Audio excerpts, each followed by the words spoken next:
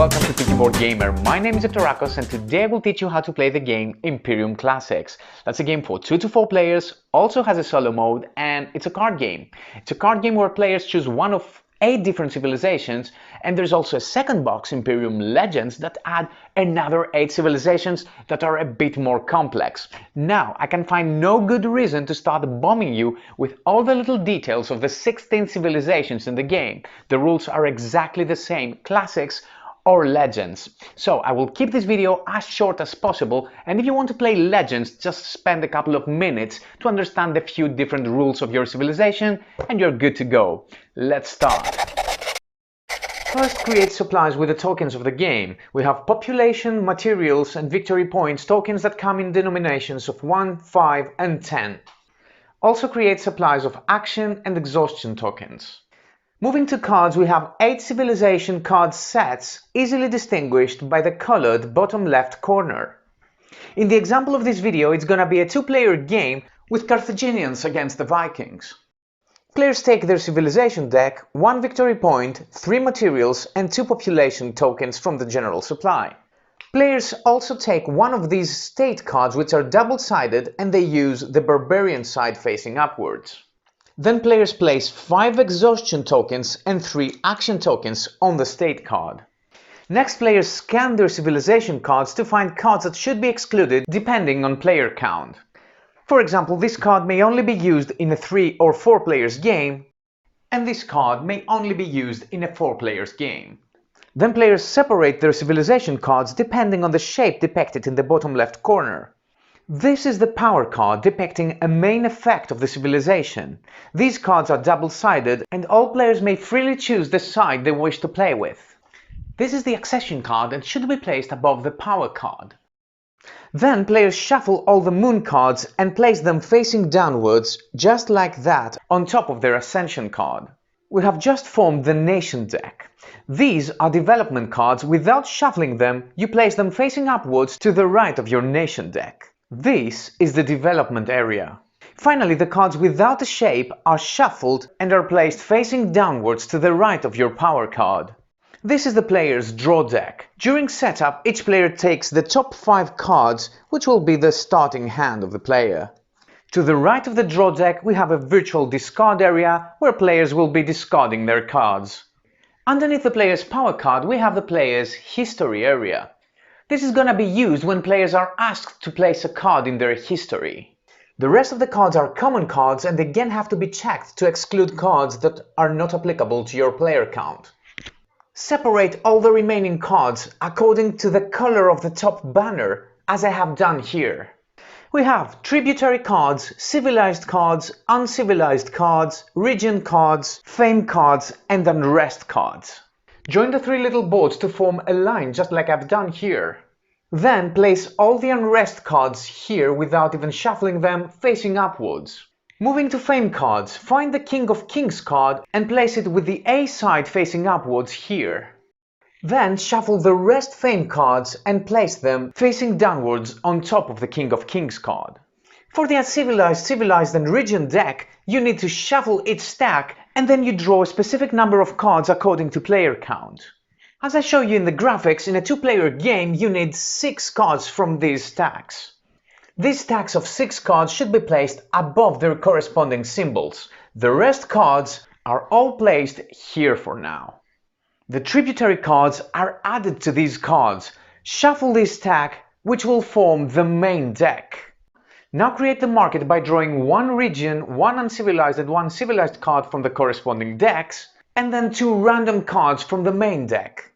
This is the market, and whenever you add cards into the market, if it's not a yellow region card, then you also need to add 1 unrest card underneath the card. So I will place 1 here, 1 here and 1 here. In the bottom of these cards we see their suit. Some cards have more than 1, just like this card here. To finalize setup, you need to place 1 victory point token to all cards in the market that depict the civilized suit alone. So here we place only 1 token onto this card. Randomly select one of the players to be the starting player and the rest order will be clockwise. Then place this one and only Solstice card between the first and the last player. The game is now ready to start. The game is played in rounds. Each round starts with the same first player and continues clockwisely. On their turn, players have to select to take either an Activate or Innovate or Revolt turn. After the player completes the selected type of turn, they perform Cleanup, and then it's the next player's turn. After the last player completes their turn, the game proceeds to a Solstice phase, during which all players simultaneously perform their Solstice powers.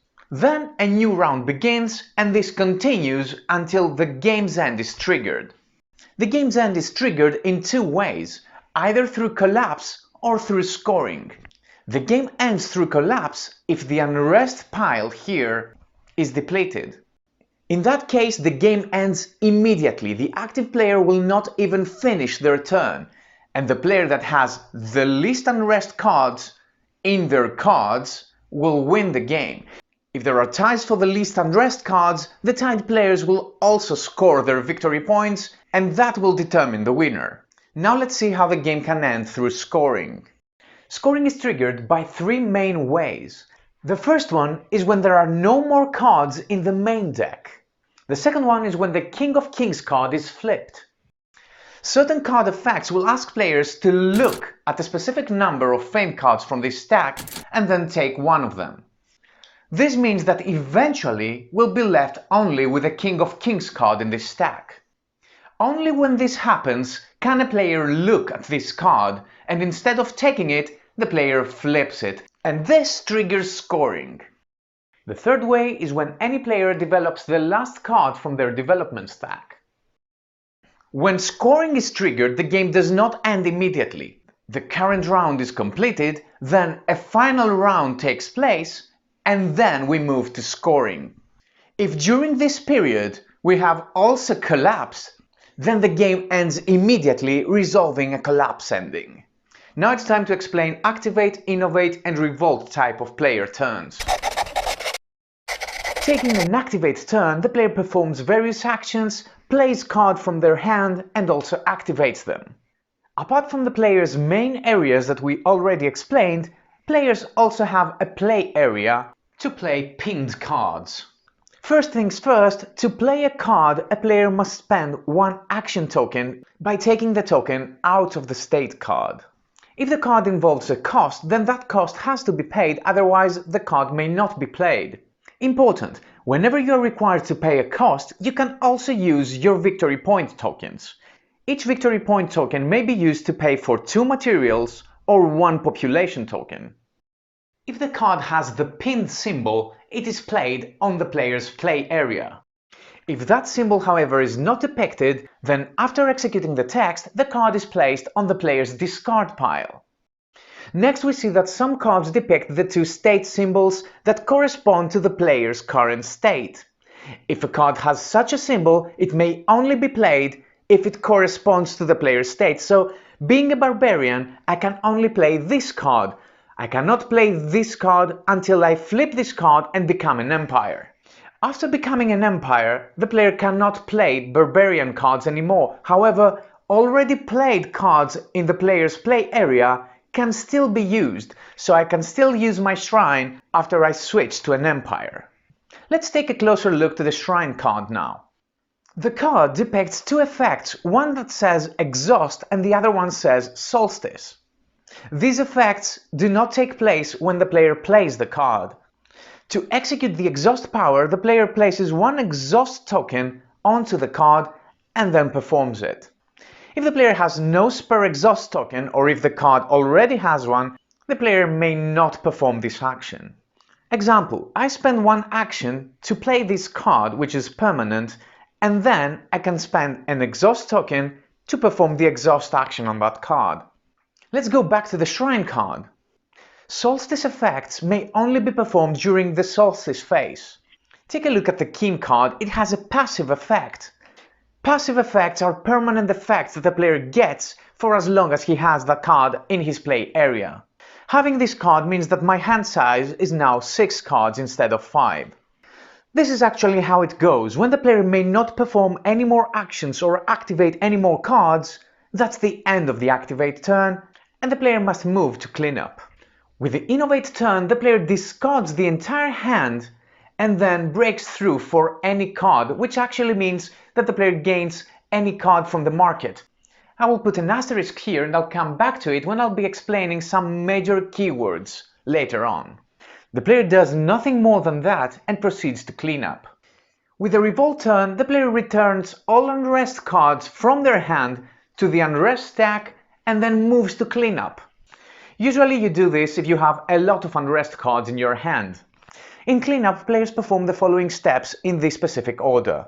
Step 1. The player places one victory point token from the general supply to any card in the market. After this point, the next player can start taking their turn. However, this player still has some more things to do.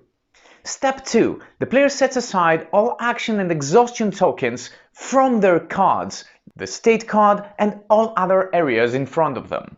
Step 3. The player places 3 action tokens and 5 exhaustion tokens on top of their state card. This is very important because any excess tokens will return back to the general supplies. In step 4, player can discard any number of cards still remaining in their hand, 1 or even all of them. And in step 5, the player draws cards from their draw deck to bring their hand up to their hand size, which in my case is 6 cards. I have none in my hand, so I draw 6 cards. Now we'll explain a very important mechanic, which is the reshuffling of your draw deck. It is very important because through this process, players kinda advance their civilizations. So, not only during cleanup, but whenever you need to draw a card from your draw deck and it's empty, then follow this process. When you're in barbarian state, if you have an available exhaust marker and no exhaust marker on your state card, then you place the top state card on your discard pile, you place an exhaust marker on the top of your state deck, then you reshuffle your discards, and finally you draw the remaining cards. If the conditions mentioned are not applicable, then you just reshuffle your discards and take remaining cards. As you can realize, at some point you're going to reach your accession card. At the moment your accession card is added to your discard pile in a future reshuffling, you immediately advance your civilization from a barbarian to an empire state. Now, when reshuffling is triggered and you're an empire, if you have an available exhaust token and no exhaust token on your development area, then you choose any one of your development cards, you pay the development cost, you add the chosen development card on your discards, you add an exhaust token on top of your development area, you reshuffle your discards, and then you draw the rest of the cards. Again here, if the conditions are not applicable, just reshuffle your discards and take the remaining cards. During the Solstice phase, all players perform all their Solstice effects. Players perform these effects in any order, however they must perform them unless the card text uses the May keyword. I have 2 Solstice effects in Shrine and Mysticism. I may perform the Shrine, but I must perform the Mysticism Solstice effect. Players perform these effects simultaneously, and when all players are done, we move to the next round. Now we'll explain some of the major keywords that we can find on cards, starting with Acquire and Breakthrough. With both of these keywords, players gain a new card from the market. I have a good example for this one. This card says choose. Either pay 3 material to acquire and gives a choice of an uncivilized and civilized card, or pay 5 material to break through for a civilized or uncivilized card. Apparently there is a difference. When you acquire a card, you must choose a card from the market that has the indicated suit. So in this case, I have to choose one of these 3 cards. The player chooses and takes the card, all the tokens, and the unrest card in case there is one. The cards are then placed in the hand of the player and can be used with the following action. The empty slot is immediately replenished from the corresponding stack. And as always, if it's not a region card, you also place an unrest card beneath. These 2 slots are always replenished from the main deck. If the corresponding supply is empty, then again the slot is replenished from the main stack. Remember that if the main stack depletes, scoring is triggered. Let's now see the difference with Breakthrough. Again, the player has to choose cards that have the depicted suit. If the player chooses the card in the market, the player takes the card and any tokens on it, but not the unrest card. The slot is then replenished, and since it's an uncivilized card, it takes an unrest card. With Breakthrough, players have even more options. Instead of taking a card from the market, they can choose to take a random card of the corresponding suit stacks. So I could take this card. Again, the card is added to the player's hand. There's even a third option when you break through to take the card from the main deck. The player must first choose one of the available suit indicated on the card. So let's say I choose to hunt for a civilized card. Then the player starts to draw cards from the main deck one after the other until they find the selected suit. The player must take that card. All the drawn cards are reshuffled within the main deck. If the main deck depletes in the process and the player does not find the selected suit card, the player gains no card but receives 2 victory points in tokens. Remember the asterisk? When players innovate, they break through for a card that has the suit of a region, or the uncivilized, or the civilized, or the tributary suit. So players may take any suit card using any one of the just explained options. The next keyword, exile. When the player exiles a card, he chooses any card from the market and places it here. Unrest card is placed back, the empty slot is replenished, and if it's not a region, it takes an unrest card. Important, if the card has any tokens on, it cannot be exiled. However, it can be swapped. The swap keyword enables a player to swap location of 2 cards, which cards will be justified in the text. If a card in the market would be swapped, if there are any tokens that are set aside, you do the swap, you remove the unrest card, and if it's not a region card, an unrest card will be added as normal. All the tokens are then placed on the just swapped card. Free play. Cards that have the free play keyword do not consume an action to be played. Gain an action. You take back one of the set-aside actions, or if you already have 3, you take one more from the supply. However, this is temporary just for the current turn. Garrison. Mostly region cards have the garrison keyword. You may garrison a card. When you play this card, you can also choose any other card from your hand and place it beneath in your play area. Any card, even cards that do not correspond to your state. Important, garrison cards' effects cannot be used.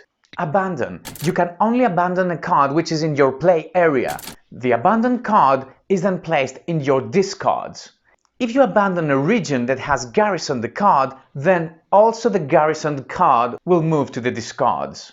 The develop keyword that many cards have enables players to develop one of their cards the same way we explained, even if they have not yet advanced to an empire. Recall is similar to abandon.